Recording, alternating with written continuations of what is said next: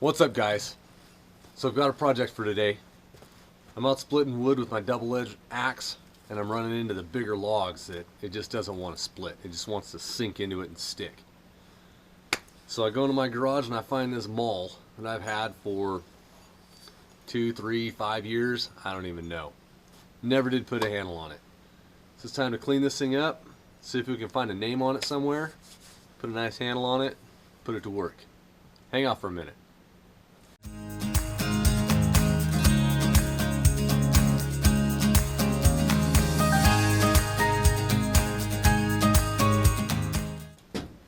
So I take the Maul down to the local hardware store. The local hardware store around here isn't very big. It doesn't carry a lot, especially not a lot of handles.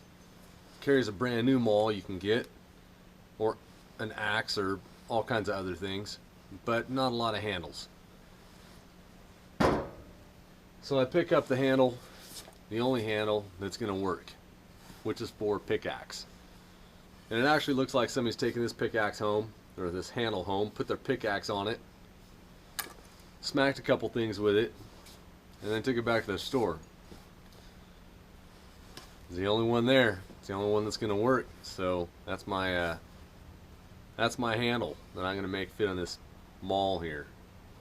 Let's get it on the vise over here, make some marks in it, see how much we have to shave down, see if we can make it fit. So first things first, get our micrometer out, see what we're dealing with here, get a rough idea how much material we have to take off.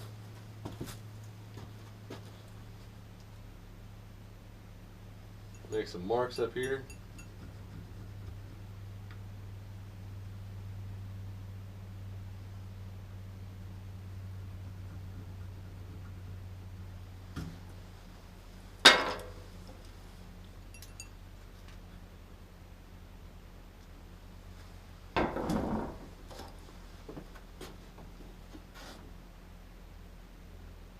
That way we can take a bunch of material off at once and not have to worry about it too much.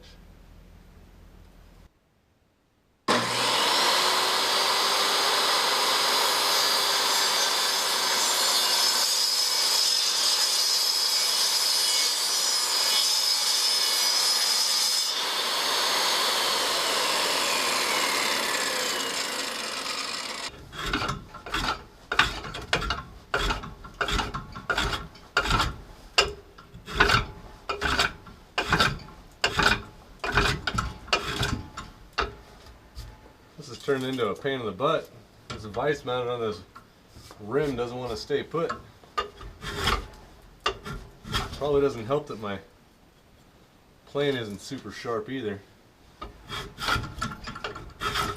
But right now, I don't have a way to access all my tools to get everything lined up in here and have a nice workshop. So we got it squared up and pretty even on both sides. So now we need to work on actually getting the right shape to it.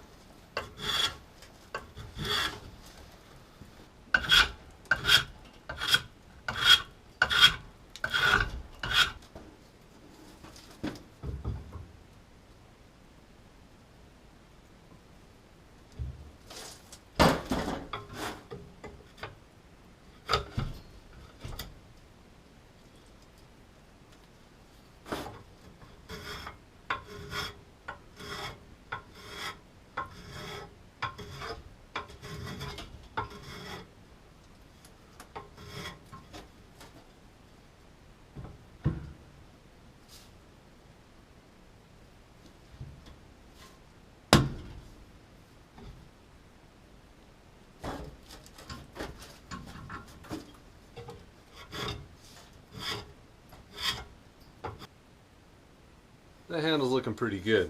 I think we can get that thing to slide on there pretty easy. But before we do that, we can't just put this maul on that handle. It has no edge. I mean, I couldn't cut anything with that if I tried. So let's take the air compressor out, hook it up, grind this thing down a little bit, put a nice edge on it, clean it up, shine it up, make it look pretty again. Maybe we see if we can find a name or a logo on it somewhere, find out where it came from. So we'll start off with something light.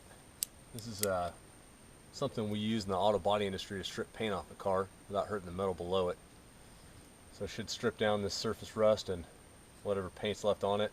See if we can find a logo without destroying it.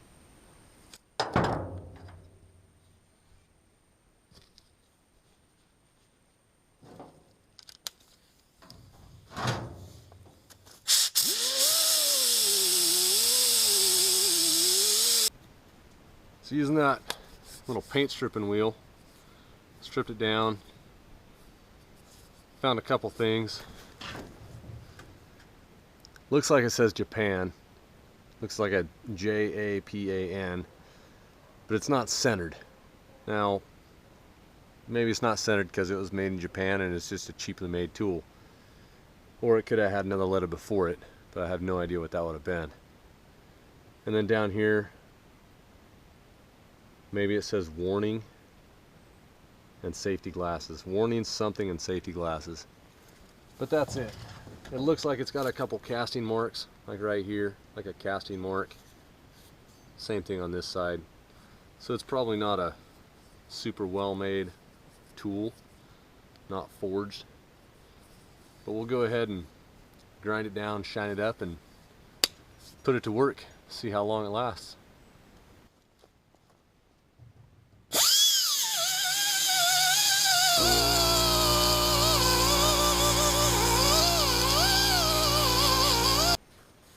So after grinding it down, getting it as nice as I could, I went ahead and went over it with my little sidewinder, sander. Used to use that a lot doing body work, stripping paint. Put some 120 grit sandpaper on it, shined it up. You can still see a couple little pits from the mold, from the casting. And I tried to leave the words on there, even though it's made in Japan. Tried to leave as much of that on there as I could. Shape it up real good.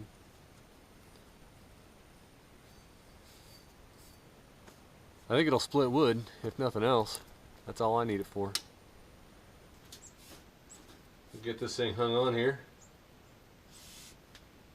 Hopefully nice and straight and even.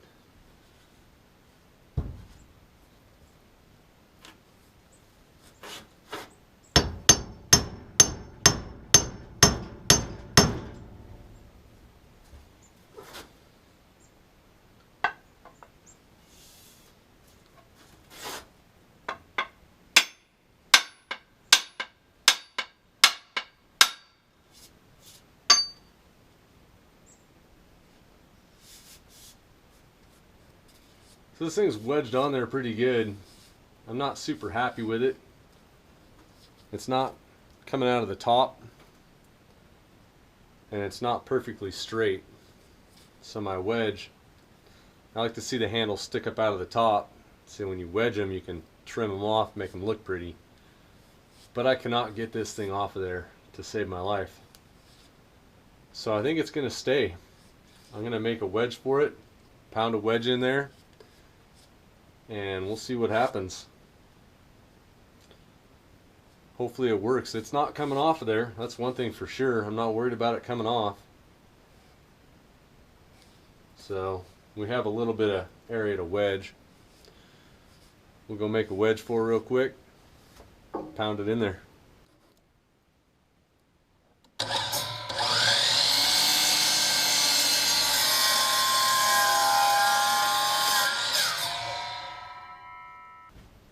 So I got a wedge, trimmed it out of a scrap piece of oak I have laying around from some of the firewood I've chopped up.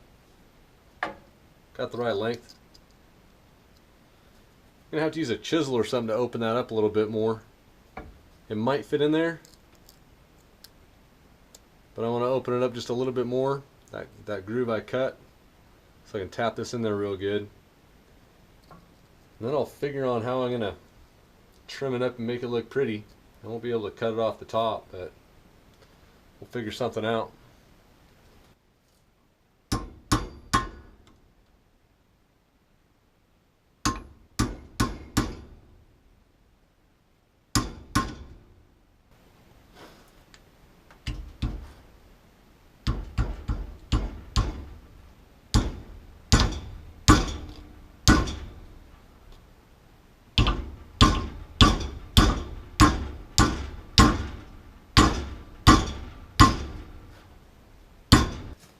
So there it is. Not a bad looking maul. Handle's kind of awkward looking. Got a little wedge in the top, not much of one. It wouldn't split open that much. It's a tight fit in there, super tight. Pretty sure it's going to split wood. I'm not 100% happy with the handle. After I get done splitting all the wood this winter, I'll probably bring it back in the garage, cut this off at the base, redo this handle a little bit better so it fits a little more snug, comes out the top, re-wedge it, trim it up, make it look the way I want it to. But for now, I'm going to go split some wood with it and see how well it works. If you like the channel, guys, hit that subscribe button, hit that like button, and leave a comment, even if it's just to say hello. We'd love to hear from you. Until next time, go make something.